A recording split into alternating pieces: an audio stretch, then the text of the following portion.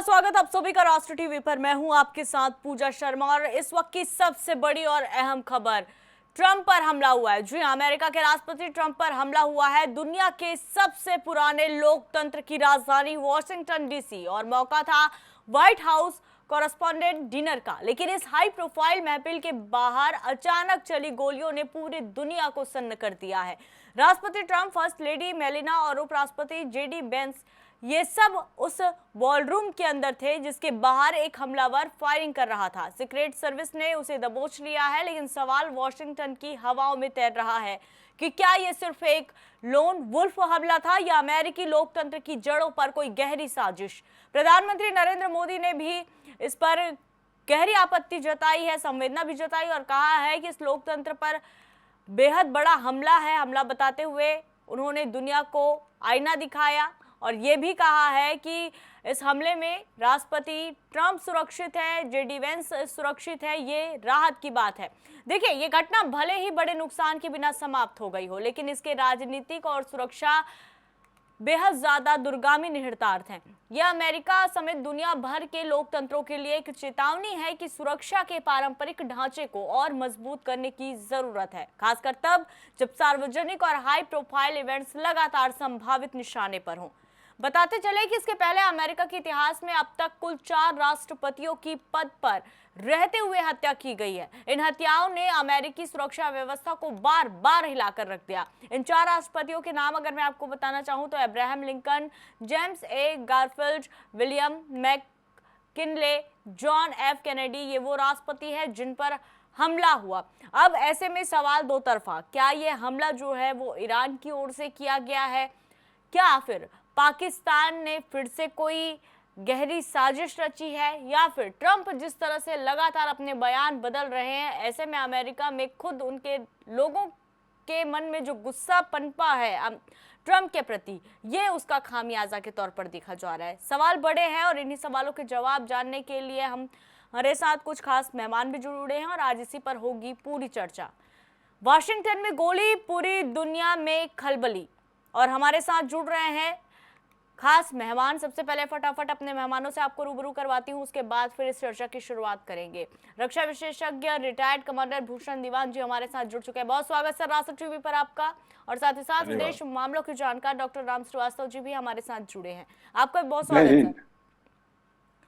Commander साहब, हाल ही में राष्ट्रपति ट्रंप ने पाकिस्तान में अपने दूतों की यात्रा रद्द कर दी, जिससे दोनों देशों के बीच तनाव बढ़ रहा है। और इसके साथ ही साथ क्षेत्रीय अस्थिरता की बात करें तो ईरान और पाकिस्तान के बीच चल रही वार्ताओं में अमेरिका की भूमिका को लेकर वहां के कट्टरपंथी गुट भी नाराज बताए जा रहे हैं।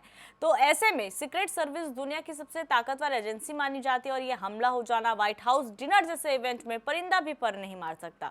वहां एक हमलावर का हथियार लेकर बॉलरूम के पास पहुंच जाना, क्या इसे सिर्फ एक चूक कहना काफी होगा?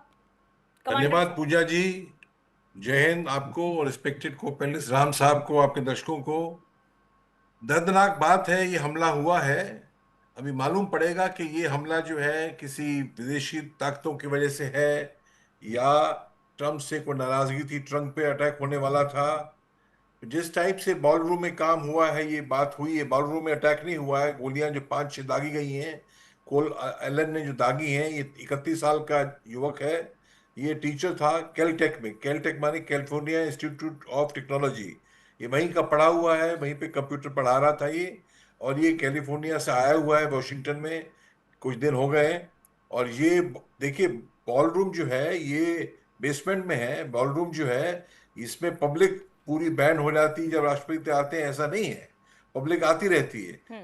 तो ये जब बाहर बॉलरूम के बाहर के रूम में था, जब इसने इसको सिक्योरिटी डिटेल ने, सिक्योरिटी स्टाफ ने इसको रोका और इसने फिर उसको गोलियां चलाई। उसके तहत एक सिक्योरिटी स्टाफ को गोलियां लगी भी हैं और इसको अंदर इसको दबोच लिया गया, आगे जाने नहीं दिया गया। और क्योंकि गोलियां चली हैं, इस हिसाब से पूरा बॉलरूम खाली कराया गया। क्योंकि अगर यहाँ राष्ट्रपति हैं, उसकी बड़ी टाइट सिक्योरिटी होती है, पहले स्क्रीनिंग होती है, कई दिन लग जाते हैं करने को। और ये जो इवेंट डिनर है, जो व्हाइट हाउस का जो कोरस्पॉन्डेंट डिनर है, तो इसमें जो है इसके अंदर तो ये प्री प्लान्ड इवेंट था, ये सडन इवेंट नहीं था ये। तो इस पे अभी पूरा पता लगेगा क्या है, कब आया था कैलिफोर्निया से। कई जगह छापेमारी हो रही है, इसकी पढ़ाई कहाँ की, और इस रिश्तेदार हैं, घर को सील कर दिया गया है जो कैलिफोर्निया में इसका घर है। हम्म। तो पता लगेगा अभी। पर एक अच्छी बात यह है कि इसको जो है, जैसे यहाँ अटैक हुआ था इंडिया में, बॉम्बे में 26/11 को, तो कसाब को जिंदा पकड़ा गया था। हम्म। इसको जिंदा पकड़ा गया है। तो मालूम पड़ेगा ये अकेला था या किसी ग्रुप के गैंग का काम पार्ट था, इसके टारगेट पे कौन कौन थे, ये चीजें मालूम पड़ेंगी। पर ये 24 घंटे के अंदर, 48 घंटे के अंदर काफी कुछ मालूम पड़ जाएगा, क्योंकि अमेरिका में सब चीजें कंप्यूटर पे डिटेल्स सब होती हैं। यहाँ तक भी इस बंदे ने क्या क्या, समझो कोई मोटर एक्सीडेंट किए हैं, लाइसेंस का, ड्राइविंग लाइसेंस का वायोलेशन है, सब पता लग जाता है इसका।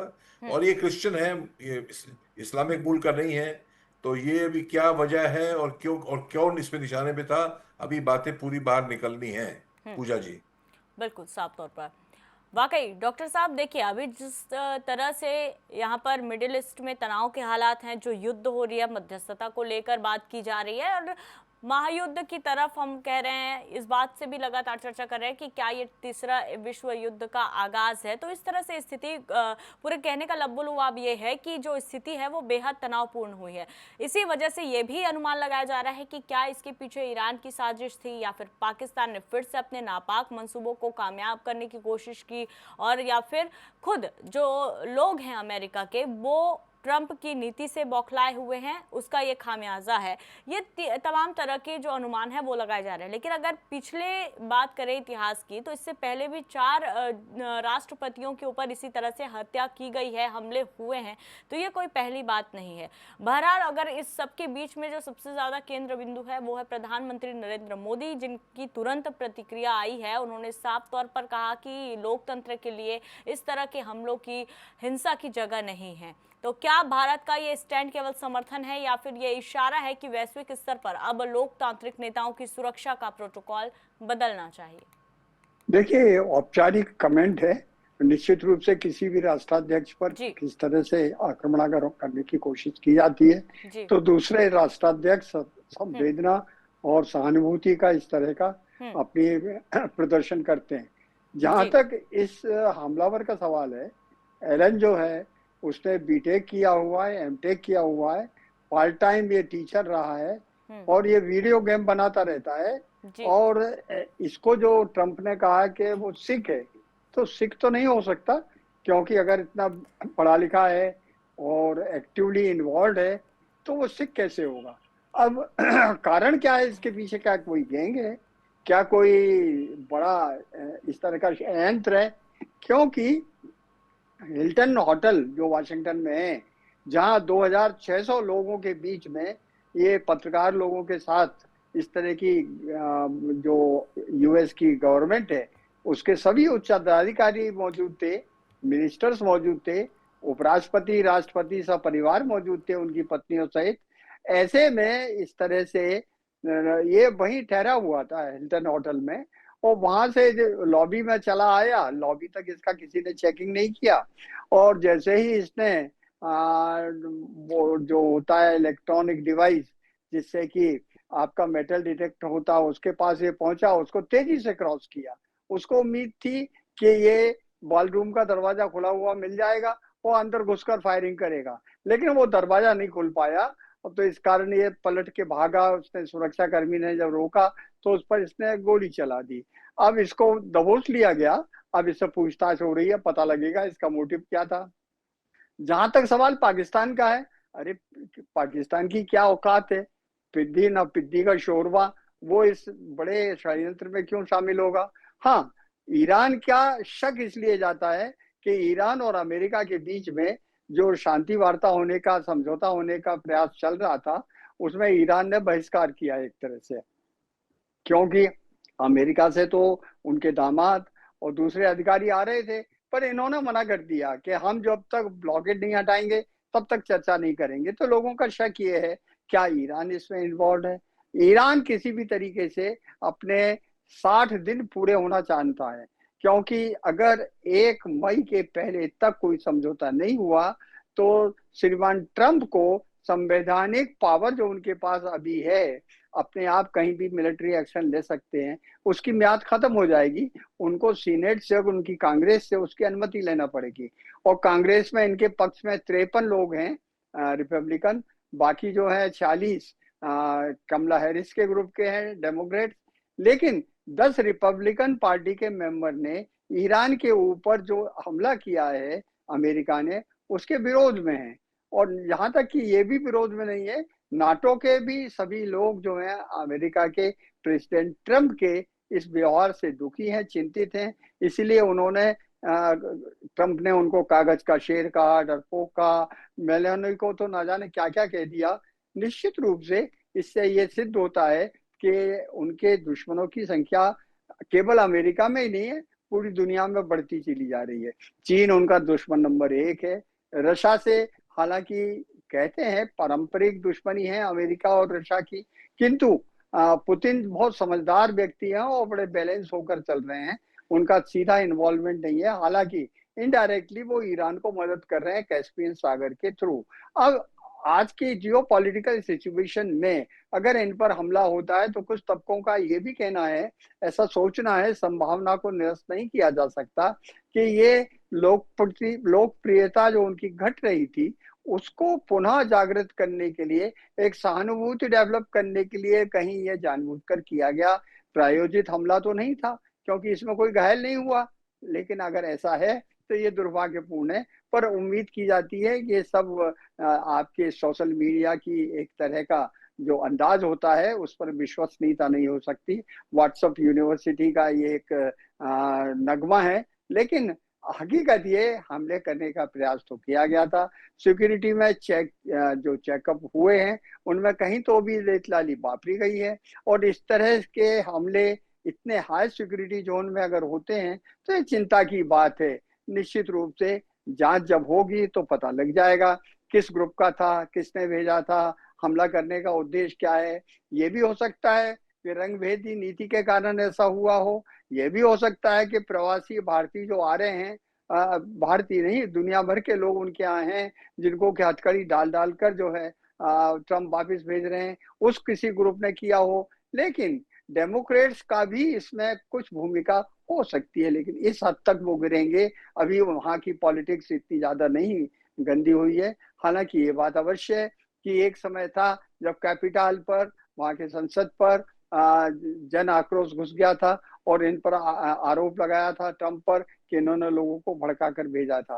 खैर देखिए, आज के जमाने में वो राजनीति तो रही नहीं है। निश्चित रूप से इसका स्तर गिरता जा रहा है। तो क्या कोई डोमेस्टिक पॉलिटिक्स के कारण इस तरह इन पर हमला करने की कोशिश की गई? अगर की गई तो ये एक घिनौनी हरकत है, जैसे कि घिनौनी हरकत इनके चुनाव प्रचार के समय पेनिनसुला में की गई थी और इनके फ्लोरिडा वाले मकान में भी की गई थी। निश्चित रूप से ये सिक्योरिटी जो लैकअप है, ये जो इसमें गड़बड़ हो रही है, इनको सुधारना चाहिए और पूरी दुनिया को इस बात से एक तरह सीख लेना चाहिए कि हाई सिक्योरिटी जोन में जो सुरक्षा की व्यवस्थाएं हैं उनको और ज्यादा गहन करने की आवश्यकता है। राम साहब, अगर ये सोची समझी अगर ट्रंप की नीति भी रही, अगर इस तरह से भ्रामकता फैलाने की या सहानुभूति बटोरने की, तो इसमें कोई भी मुझे नहीं लगता कि आश्चर्यजनक बात है, क्योंकि अटेंशन सीकर के तौर पर तो हमेशा हमने ट्रंप को देखा है, उन्हें अटेंशन चाहिए होता है। हो सकता है कि लगातार सभी देश उनके खिलाफ है, उनके खुद के ही 10 सांसद जो है उनके विरुद्ध जाकर खड़े हुए हैं, तो एक अटेंशन के लिए, सिंपैथी गेन करने के लिए भी ऐसा कर सकते हैं। बहरहाल कमांडेंट साहब, अमेरिका के इतिहास में 4 राष्ट्रपतियों की भी हत्या हो चुकी है, जैसे कि मैंने पहले भी कहा। आपको क्या लगता है कि साल 2024 से 2026 के बीच ट्रंप पर लगातार 4 बार हमले हुए, क्या ये दिखाते हैं कि अमेरिकी सुरक्षा एजेंसियां अब बैकफुट पर हैं? नहीं, ऐसा नहीं है।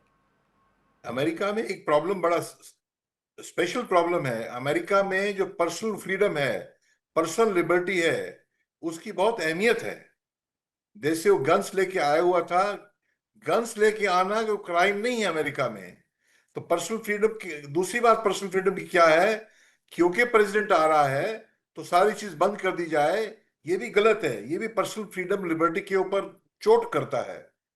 तो खैर, जो मैं देखा है अभी तक, रिसर्च थोड़ी बहुत मैंने की है, 2017 में मतलब 9 साल हो गए हैं इस बंदे ने, ये इस बंदे की अगर शक्ल देखें मैक्सिकन टाइप लगता है ये, और इसने एमटेक तक की पढ़ाई की है, 9 साल हो गए हैं, और ये छोटा मोटा काम कर रहा है। ये ट्यूटर है, ट्यूटर माने प्रोफेसर नहीं, ट्यूटर माने जैसे ट्यूशन लेते हैं ना, इंस्टीट्यूशंस के अंदर भी ट्यूशन होती है, एक्स्ट्रा कोचिंग होती है, तो कोई इसकी अच्छी तनख्वाह नहीं है, अच्छा स्टेटस नहीं है, तो एक पर्सनल, और ये कंप्यूटर वाले जो होते हैं कई बारी ये बहुत लोनली टाइप लोग होते हैं, दुनिया में सारी 24 घंटे कंप्यूटर में लगे रहते हैं, फेसबुक गूगल इधर उधर, तो पर्सनल रिलेशन के थोड़ा अच्छे नहीं होते। जहां तक नोट करें, कई ऐसे लोग हैं जो टेक्नोलॉजी में बहुत अच्छे हैं या उसमें बहुत डीप में चले गए टेक्नोलॉजी में, तो उनके पर्सनल जो लिंक्स हैं तो अच्छे नहीं होते, तो फ्रस्ट्रेशन डिप्रेशन बढ़ जाती है।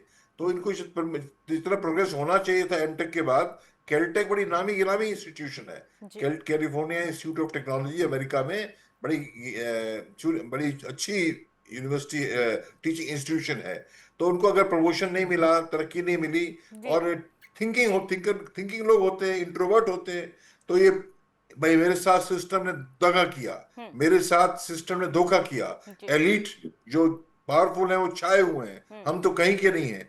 तो ऐसा कहीं आप देखा है, कई 30 बच्चों को मार दिया स्कूल में जाके अटेंशन सीख करने के लिए, और ये जो 2500 लोग थे, गेस्ट थे, हाई प्रोफाइल गेस्ट थे, कई महीनों के बाद तो पास मिलता है अंदर जाने का उसको, इस ऐसे कॉन्फ्रेंस में, तो हाई प्रोफाइल गेस्ट में दुनिया भर की न्यूज बन जाती है कि मिस अभी हम बात कर रहे हैं, एलन आप बात कर रही हैं, मैं कर, उनको एक सुकून मिल रहा है उनको। तो वो मेरे को ये लग रहा है किसी ने भेजा नहीं है, या ट्रम्प का खुद का भिजवाया हुआ हो सिंपैथी वोट लेने के लिए, या ईरान ने या चीन ने या किसी ने भिजवाया हो, ऐसा लग नहीं रहा है। ये पर्सनल एजेंडा लगता है इस बंदे का, जो ट्रम्प ने कहा है कि सिक मीन ये सिकनेस है, किस्म की साइकोलॉजिकल सिकनेस है, अटेंशन सीख करना, कि पूरी दुनिया मेरे बरखिलाफ काम कर रही है तो मैं दुनिया को तबाह कर दूंगा वाली बात। दुनिया तो कर क्या तबाह करेगा, जितनी मैक्सिमम डैमेज कर सकता लोगों को करेगा, वो हिसाब है ना। तो अभी तो ये चीजें बताएंगी क्या होता है, हालांकि पर ये इसका मतलब ये नहीं कि ट्रम्प साहब के दुश्मन नहीं है। अरे ट्रम्प साहब तो ऐसे हैं, उनको अगर 10-15 लोग हैं जो उनके दुश्मन, जो अगेंस्ट हैं, अगर समय 100 की भीड़ है, उसके अंदर अगर 20 दुश्मन है, वो जाएंगे तो अगले दिन वो 20 में से दुश्मन 30 हो जाएंगे, फिर 100 में से 40-50 दुश्मन हो जाएंगे, क्योंकि वो तो हर एक को गाली दे देना पागल है, नेटो को, इटली की प्राइम मिनिस्टर को, फ्रांस के प्राइम मिनिस्टर को, सब दुश्मनी बनाने में उनकी माहिरता हासिल है उनको। उनके खुद तो के क्या 10 उसका तो सांसद कुछ भी उनके दुश्मन है कहीं ना कहीं, जिस तरह से अभी मिडिल ईस्ट के युद्ध को लेकर सर जिस तरह से वो नाराजगी जता रहे हैं ट्रम्प की नीतियों पर, तो उनके खुद के ही पार्टी के सांसद उनके साथ नहीं है। और मैं एक छोटी चीज और बता दूं पूजा जी, आदरणीय राम जी ने कहा, ये जो अमेरिका के अंदर कॉन्स्टिट्यूशन में एक प्रोविजन है, रूल्स है, उसका नाम है AUMF, authorization for use of military force. ये जो पावर्स हैं, प्रेसिडेंट खुद करे तो 60 दिन तक कर सकता है, 60 दिन हो जाएंगे 3 मई को 4 मई को जो भी है, एक्सटेंडेबल बाय 90 डेज, और उसके बाद सीनेट कांग्रेस ने उसको ओके करना है, तभी वो बढ़ा सकता है। पर मैं आपको बताऊं, हिस्ट्री आप देखें, कोसोवो के टाइम क्लिंटन, फिर ओबामा, कई प्रेसिडेंट ने इस रूल को ताक पे रख के लड़ाई लड़ते रहे हैं, इस रूल को ताक पे लड़के लड़ाई लड़ते रहे हैं। तो ईरान में भी वो तो अच्छे प्रेसिडेंट थे, ये ट्रम्प साहब तो आप समझते हैं ये तो कुछ भी कर सकते हैं, तो ये तो मेरा ख्याल है उस रूल से बाधित नहीं होंगे। तो लड़ाई चल रही है उस टाइम, कोई रोकेगा नहीं इनको, बाद में इनको उनके ऊपर उजर आ सकता है, तो ये उससे बंधेंगे नहीं, बंधेंगे। हाँ, बंधेंगे किस चीज से? बिल्कुल कमांडर साहब, माफ कीजिएगा मैं बीच में ही आपको रोक रही हूँ, समय का अभाव हो गया है, लेकिन वाकई कहीं ना कहीं इस बात से भी दो राय नहीं है और इनकार भी नहीं किया जा सकता कि ट्रम्प खुद को बचाने के लिए भी इस तरह की नीति अपना सकते हैं। तो बहरहाल आप दोनों ने कीमती वक्त साझा किया और तमाम जानकारियां हमारे दर्शकों के सामने रखी, आप दोनों का बहुत धन्यवाद। तो देखिए, ट्रम्प पर हमला हुआ है, सवाल कई ज्यादा, और अब एक अंदेशा ये भी कि जानबूझकर कहीं ट्रम्प 1 मई आने से पहले सिंपैथी बटोरने की तो कोशिश नहीं कर रहे हैं। बहरहाल 24 घंटे के अंदर स्थिति स्पष्ट हो जाएगी कि आखिर क्यों ट्रम्प पर फायरिंग की गई और कौन थे उनकी गोलियों के शिकार। इन सभी पर लगातार चर्चा हो रही है, स्पष्ट अभी तक नहीं हो पाया है क्या कुछ वजह रही है, इस पर हमारी नजर बनी रहेगी। लेकिन फिलहाल के लिए इस डिबेट में इतना ही। फिर से नए विषय के साथ आप सभी से रूबरू होंगे, तब तक के लिए बने रहिए राष्ट्र टीवी के साथ। नमस्कार।